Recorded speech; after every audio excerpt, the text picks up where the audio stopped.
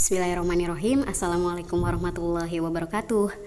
Oke, ini hari kedua di bulan Ramadan ya. Eh, Masih dengan ngasambel, ngabuburit sambil belajar. Jadi di video ini dibahas beberapa soal untuk kalian mempersiapkan ujian kenaikan kelas matematika ya. Di sini yang dibahas adalah soal-soal matematika kelas 7 dan kelas 8. Oke, silahkan kalian pahami ya, sambil nunggu waktu berbuka nih kalian pahami soal-soal ini. Kalau misalkan pas menunggu waktu berbuka ternyata belum paham, bisa nanti dilanjutin lagi ketika kalian ketemu waktu luangnya ya. Dan kalau ada yang kalian belum paham bisa kalian tanyakan di komen. Silakan, selamat menyimak dan jangan lupa yang belum subscribe dan like ya. Oke, terima kasih. Baik, ini soal yang pertama ya, soal kelas 7 masih tentang perbandingan, melanjutkan soal yang kemarin. Ini perbandingan berbalik nilai ya. Kalau kemarin itu kan perbandingan berbalik nilainya antara pekerja dan waktu ya, atau hari ya. Nah, ini juga sama, cuma beda ceritanya ya. Di sini soalnya adalah seorang peternak mempunyai persediaan pakan untuk 25 ekor sapi selama 12 hari. Jadi sebanyak pakan tersebut ya, itu tuh akan habis dalam waktu 12 hari oleh 25 ekor sapi gitu. Nah, peternak itu membeli beberapa ekor sapi lagi. Beberapa ekor sapinya kita nggak tahu berapa ya. Sehingga persediaan pakan habis dalam waktu 10 hari. Nah, waktunya lebih cepat nih, yang tadinya 25 ekor sapi itu bisa ngabisin pakannya tuh 12 hari. Ternyata setelah peternak itu tuh beli beberapa ekor sapi lagi, jadi sapi ya tersebut itu bisa ngabisin pakannya dalam waktu 10 hari gitu. Ini ceritanya itu jumlah pakannya tidak bertambah dan tidak berkurang ya. Yang bertambah adalah jumlah sapinya, yang berkurang adalah waktu menghabiskannya. Jadi ini perbandingan berbalik nilai, yang satu bertambah, yang satu berkurang, seperti itu. Nah, banyak sapi yang dibeli oleh peternak tersebut adalah berapa?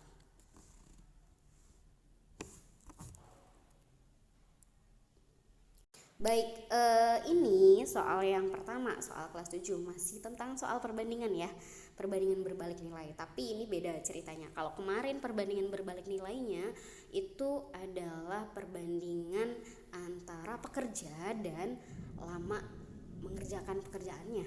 Nah, sekarang beda ceritanya. Ini ceritanya adalah ada seorang peternak mempunyai persediaan pakan untuk 25 ekor sapi selama 12 hari. Jadi pakan tersebut nih yang entah berapa kilogramnya gitu ya, persediaan pakannya itu, atau entah dalam bentuknya pakannya itu berapa karung, itu bisa dihabiskan sama 25 ekor sapi itu dalam waktu 12 hari gitu ceritanya ya.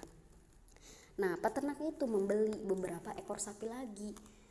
Gak tahu berapa, beberapanya ini kita nggak tahu berapa ya, sehingga persediaan pakannya itu habis selama 10 hari. Nah, ini perbandingan berbalik nilai ya. Karena apa? Karena ternyata setelah peternak ini beli beberapa ekor sapi lagi, jadi nambah dong, yang tadinya 25 ekor sapi jadi ditambah, berarti lebih dari 25 ekor sapi, sehingga karena nambah sapinya jadi waktu untuk habisannya juga lebih cepat, jadi 10 hari ternyata. Jadi asumsinya adalah ini pakannya itu tidak bertambah juga tidak berkurang ya, pakannya itu tetap segitu, yang nambahnya adalah banyak sapinya, dan yang berkurang atau lebih cepat adalah harinya gitu. Nah, yang ditanyakan di soal adalah banyak sapi yang dibeli oleh peternak tersebut. Yang tadi dibilang beberapa itu berapa sih gitu ya, maksud soalnya adalah seperti itu. Seperti biasa kita bikin tabel. Berarti ini ada sapi dan ada hari gitu ya. Oke. Nah, 25 ekor sapi katanya 12 hari. Terus beli beberapa ekor sapi lagi. Oke, misalkan kita asumsikan yang 10 hari itu dihabisin sama sebanyak X sapi. Nanti hasil X ini kita kurangi sama 25, sehingga yang ditanyakan di soal itu kan banyak sapi yang dibeli, berarti yang tadi yang beberapa ekor sapi tadi itu berapa gitu ya. Nah sama seperti kemarin, jadi perbandingan berbalik nilai 25 per X sama dengan ini dibalik aja nih yang 12 per 10-nya, jadi 10 per 12 ya. Nah ini bisa disederhanakan, 10 per 12 itu sama-sama kita bagi 2 jadi 5 per 6. Oke, nah kalau kalian masih ingat video yang sebelumnya, ini lihat pembilang dan penyebutnya. Kalau misalkan dari masing-masing pembilang dan masing-masing penyebut itu ada bisa kelihatan nih ini ada perkaliannya atau pembagiannya ya. Kalau kalian lihat bisa dari kiri ke kanan atau kanan ke kiri. Dari 5 ke 25. Dari 5 ke 25 itu kan dikali 5 ya. Berarti dari kanan ke kiri. Nah sekarang dari 6 ke X berarti sama dikali 5 juga. Artinya X nya adalah 6 kali 5. X nya adalah 30 ekor. Itu 30 ekor itu total semuanya ya.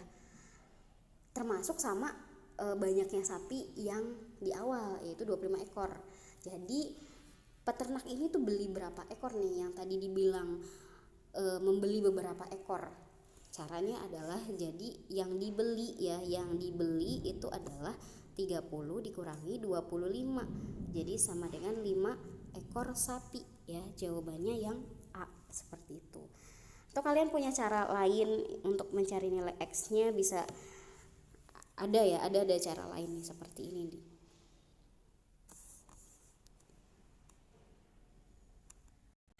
Oke, ada cara lain selain dari perkalian silang yang tadi ya. Perkalian silang di perbandingan berbalik nilai itu salah satunya dibalik gitu ya. Jadi tadi 25 per X sama dengan 10 per 12. Nah ada cara lain nih yang di video sebelumnya belum dibahas ya. Kalau perbandingan berbalik nilai, kalau kalian sudah buat tabelnya seperti ini nih, yang harus kalian lakukan adalah bisa dengan cara kalian cukup kalikan secara lurus. Maksudnya seperti ini nih, lurus. 25 kali 12 sama dengan X kali 10. Nah biasanya kita kan simpan perkalian yang ada variabelnya itu di ruas kiri. Jadi kita kalikan dulu X dikali 10. X kali ke 10 jadi 10X sama dengan 25 dikali 12. 25 kali 12 ya, kalian juga ikut hitung loh ya di rumah. Nah jadi 10X itu sama dengan 300. Nah jadi X nya sama dengan 300 bagi 10, jadi sama dengan 30. Sama seperti tadi ya, X nya 30 juga. Dan sama juga pastinya yang dibeli sama peternak tersebut ya adalah 30 dikurangi 25 jumlah sapi awalnya. Jadi yang dibeli adalah 5 ekor, seperti itu. Nah bagaimana kalau yang perbandingan senilai? Perbandingan senilai bedanya sama perbandingan berbalik nilai, kalau kalian sudah buat tabel seperti ini, cukup kalikannya silang.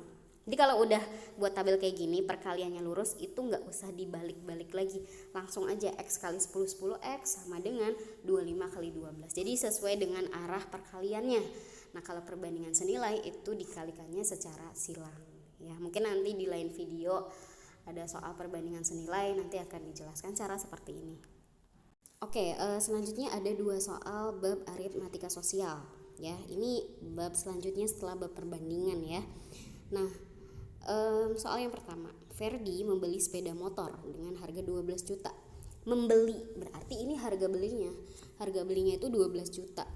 Karena kebutuhan yang mendesak, sepeda motor itu dijual dengan kerugian 2,5%. Nah kerugiannya 2,5%, iyalah karena ini kan Ferdi ini menjual motor bekasnya, sehingga yang dia jual itu harganya lebih rendah dari 12 juta ya, sehingga dia rugi 2,5%. Harga penjualan sepeda motor tersebut adalah berapa? Jadi dengan kerugian 2,5% itu tuh jadinya harga jualnya berapa yang Ferdi berikan gitu ya, harga jualnya jadi berapa. Oke, sebelum kita bahas ke soalnya nih ya, sedikit tentang konsep harga beli, harga jual, untung rugi. Harga beli persentasenya ya, harga beli itu persentasenya selalu 100% ya. Kenapa? Karena harga beli itu banyaknya uangnya tuh masih utuh, belum dapat untung juga belum dapat rugi gitu ya. Jadi angkanya itu atau bilangannya uangnya itu masih utuh segitu, persentasenya 100%. Nah, persentase harga jual itu tergantung untung atau rugi. Kalau untung, persentase harga jual itu jadinya bertambah dari harga beli. Misalkan kalian beli barang 5.000, terus kalian jual jadi 7.500. Nah, 7.500 tadi yang 5.000 itu persentasenya 100%. Nah, 7.500 angkanya lebih besar dari 5.000. Otomatis persentasenya juga lebih dari 100% ya, karena untung. Nah, seperti itu logikanya. Nah, kebalikannya kayak Ferdi ini nih, beli motor 12 juta, yang dia jual pasti di bawah 12 juta. Makanya dia rugi. Misalkan nih Ferdi ini dari ceritanya Ferdi ini nih, 12 juta itu artinya persentasenya 100%. Nah, dia rugi 2,5%. Ruginya 2,5%. Nah, kalau rugi otomatis persentasenya juga harga jualnya itu di bawah 100%. Nggak mungkin utuh 100%. Maksudnya nggak mungkin lebih dari 100% karena rugi ya. Nah, artinya persentase harga jualnya itu, persentase harga jual motor ini tuh jadi 100% dikurangi 2,5%. Jadinya 97,5% ya harga jualnya, persentase harga jualnya. Nah, yang mau kita cari dari soal ini adalah dengan 97,5% tuh uangnya tuh berapa rupiah gitu. Oke, kita cari ya, berapa rupiahnya, berapa harga jualnya. Nah, caranya adalah seperti ini. Kita kan tadi udah tahu persentase-persentasenya ya. Yang mau kita cari adalah harga jual. Berarti yang kita tulis pertama adalah persentase harga jual. Tadi 97,5 ya, atau 97,5 deh. Per berapa persen nih? Nah, tergantung ini dikaliinnya sama berapa rupiah. Nah, karena di soal yang diketahui hanya 12 juta, berarti ini dikaliinnya sama 12 juta ya, dikalikannya sama 12 juta. Nah, 12 juta itu sebagai apa sih di soal ini? 12 juta itu kan sebagai harga beli ya. Nah, karena dikalikannya sama harga beli, otomatis yang di bawah ini tuh persentasenya pernya itu sesuai dengan dikalikannya sama apa. Karena dikalikannya sama harga beli berarti sini persentase harga beli. Jadi 97,5 per 100 dikali 12 juta. Nah, berapa kalian hitung? Kalau dari pilihan gandanya ini, yang C sama D ini nggak mungkin ya, karena itu lebih dari 12 juta. Artinya harusnya untung Ferdi ini. Nah, dia kan rugi gitu ya, berarti antara A atau B. Nah, ini setelah dihitung jawabannya adalah 11.700.000 rupiah. Jadi jawabannya yang B ya. Oke, tadi yang pertama itu soalnya tentang rugi. Nah, sekarang soalnya tentang untung nih, yang kedua. Pak Syarif menjual sebuah rumah dengan harga 44 juta rupiah. Dari hasil penjualan itu Pak Syarif dapat untung 10%. Nah, ini Pak Syarif dapat untung nih 10%. Harga pembelian rumah tersebut adalah, oh ini yang ditanya harga beli ya, bukan harga jual. Baca. Nah, untuk aritmatika sosial, soal aritmatika sosial, kalian baca dengan teliti apa yang ditanyakan, jangan sampai ketukar antara harga jual sama harga beli. Ternyata kalian udah kerjain sampai akhir, yang kalian kerjakan salah karena yang ditanyakan ternyata kebalikannya gitu ya. Padahal kalian udah menghitung sesuai presentasinya tapi ternyata salah. Nah, ini juga harus kalian teliti. Menjual 44 juta berarti harga jualnya 44 juta. Nah, terus informasi dari soal lagi adalah untungnya 10%. Oke. Nah, tadi persentase harga beli itu kan selalu 100% ya. Terus ada namanya persentase harga jual. Karena di sini untung 10%, artinya persentase harga jual itu persentase harga beli ditambah ya, karena untung ditambah 10%, jadinya 110%, seperti itu ya. Nah, ini belum selesai, ini baru persentase-persentasenya. Sekarang yang mau kita cari adalah harga beli. Nah, harga beli Sama seperti tadi caranya, yang ditanyakan harga beli berarti yang kita tulis pertama adalah persentase harga belinya. Jadi 100 pernya berapa tergantung dikalinya. Dikalinya kan sama 44 juta nih. Dikalikannya itu sama berapa rupiah. Yang diketahui di soal hanya ini 44 juta. 44 juta itu harga jual. Berarti di sini pernya harus persentase harga jual yaitu 110. Ya, 110%. Jadi berapa nih? Oke, kita hitung ya. Ini 44 bagi 11 jadi 4. Nah, ini udah kelihatan nih ya. Jadi jawabannya adalah berapa? 40 juta rupiah. Ya gitu.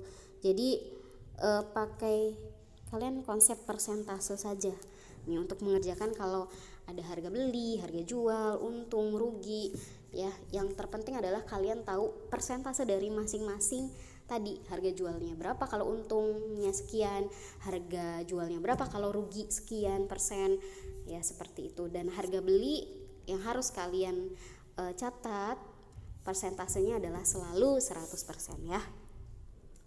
Oke, selanjutnya ini soal kelas 8 ya. Masih tentang Pitagoras dan juga ada bangun ruang. Bangun ruang. Ya. Bangun ruang sisi datar tepatnya ya. Oke, soal yang pertama dulu. Sebuah tangga yang panjangnya 8 meter bersandar pada sebuah tiang listrik. Oke, jadi mungkin kalau digambarkan kayak gini ya. Di sini ada tiang listrik, di sini tangganya tuh bersandar. Jarak ujung bawah tangga terhadap tiang listrik, berarti yang ini nih bawahnya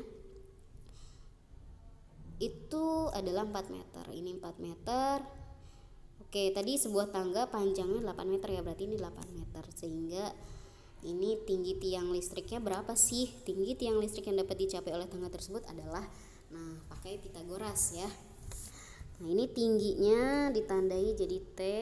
Tingginya berarti kalau kita pakai Pitagoras langsung aja ya, akar dari 8 kuadrat dikurangi 4 kuadrat ya.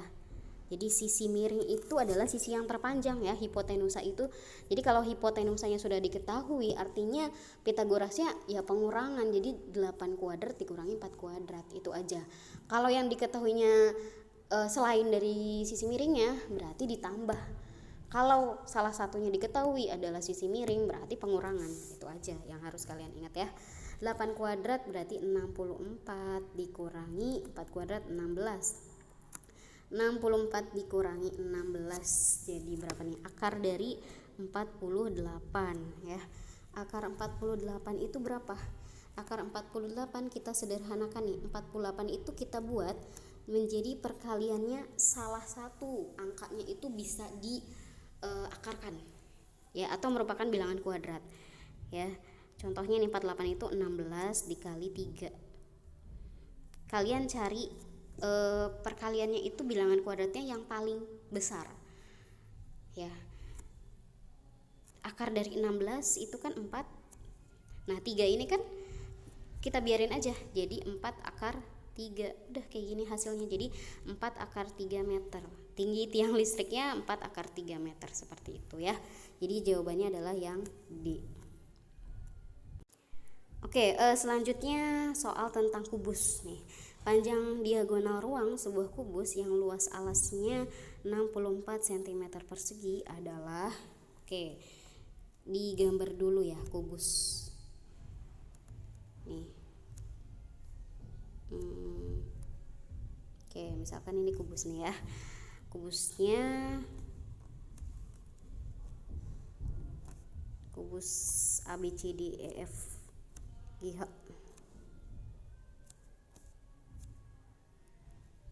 Oke, yang dimaksud dengan diagonal ruang itu garis ya, yang menghubungkan dua titik yang tidak satu bidang. Contohnya di kubus ini adalah garis ini, garis CE.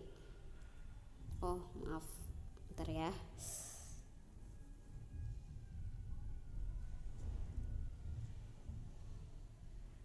Oke, garis CE. Kenapa garis CE ini disebut diagonal ruang? Karena C dengan titik yang lainnya itu satu bidang. C sama B, C sama D, C sama A, itu maksudnya satu bidang tuh ada bangun datarnya loh. Ada sisi eh, ada dalam satu sisi atau satu bidang, atau ada di dalam satu persegi, satu sisi kubus gitu ya. C sama B ada di sisi bawah nih, C sama D juga ada di sisi alasnya, sisi bawah ini. C sama A juga ada di situ. Terus C sama G ada di sisi samping, C sama F ada di sisi samping juga. Terus C sama H ada juga dalam satu sisi yang belakangnya. Terus C sama D juga ada dalam satu sisi. Nah, hanya C sama E aja nih yang enggak satu sisi. Ya, sehingga kalau garis ini, kalau titik tersebut dihubungkan, garisnya itu disebut diagonal ruang ya, seperti itu. Nah, diagonal ruang mungkin kalian sudah tahu, sudah dikasih tahu lah ya sama gurunya, kalau diagonal ruang itu rumusnya adalah S kuadrat akar 3, seperti itu. Nah, S kuadrat akar 3, dari mana sih S kuadrat akar 3? Itu dari hasil Pitagoras ya.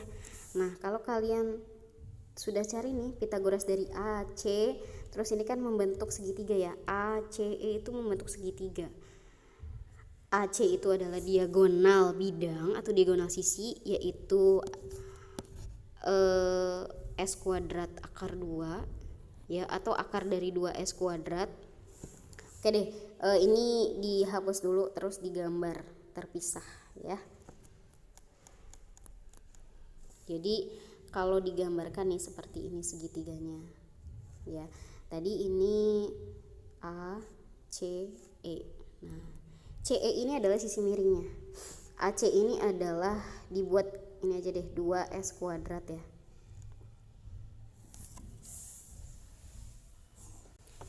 Akar dari 2S kuadrat. Oh ya, tadi mohon maaf, diagonal bidang itu maksudnya S akar 2. Terus diagonal ruang itu S akar 3 gitu ya. Kalau S atau sisinya itu masuk ke dalam akarnya itu jadinya S 3S kuadrat, atau ini 2S kuadrat, seperti itu. Tadi ralat, kayaknya tadi ada yang salah penyebutan ya. Terus AE nya itu sebagai sisinya, berarti ini S gitu. Nah, kalau kita cari pakai Pitagoras, yang sisi miring ini jadinya kan akar dari akar 2S kuadrat dikuadratkan gitu ya. Ya kan? Akar dari 2S kuadrat dikuadratkan ditambah S kuadrat gitu. Nah, jadi sama dengan akar dari 2S kuadrat dikuadratkan, artinya 2S kuadrat ditambah S kuadrat. 2S kuadrat ditambah 1S kuadrat jadinya akar dari 3S kuadrat gitu. Nah, ini diagonal ruang kubus ya. Dari mananya? Dari sini. Nah, sekarang yang diketahui di soal adalah panjang diagonal ruang sebuah kubus yang luas alasnya 64. Alas kubus itu kan persegi ya. Nah, luasnya itu kan sisi kali sisi. Luas perseginya itu adalah 64. Ini sisi kali sisi artinya S kuadrat ya. Berarti S kuadratnya aja tuh segini nih. S kuadrat itu sama dengan 64. Nah, diagonal ruang itu tadi sudah kita cari adalah akar dari 3S kuadrat. Jadi 3 dikali S kuadrat. S kuadratnya 64. Jadi 3 dikali 64 gitu. Ya, 3S kuadrat. Jadi 3 kali 64. Jadi diagonal ruangnya adalah akar dari, karena di jawaban di pilihan gandanya itu dalam akar, jadi 64 ini enggak kita akarkan ya. Jadi kita kaliin sama 3. 64 dikali 3 jadinya adalah 200 berapa ini? Oh, salah, 192. Oke, 192 cm. Akar dari 192 cm ya. Jadi yang B jawabannya. Oke, setelah kalian menyimak video pembahasan soal-soal tadi, kalau dirasa itu bermanfaat untuk kalian dan kalian menjadi paham dengan pembahasan di video ini, kalian juga bisa loh bagi-bagi ini ke teman-teman kalian. Bisa juga ajakin untuk like dan subscribe juga ya tentunya ya. Terima kasih. Wassalamualaikum warahmatullahi wabarakatuh.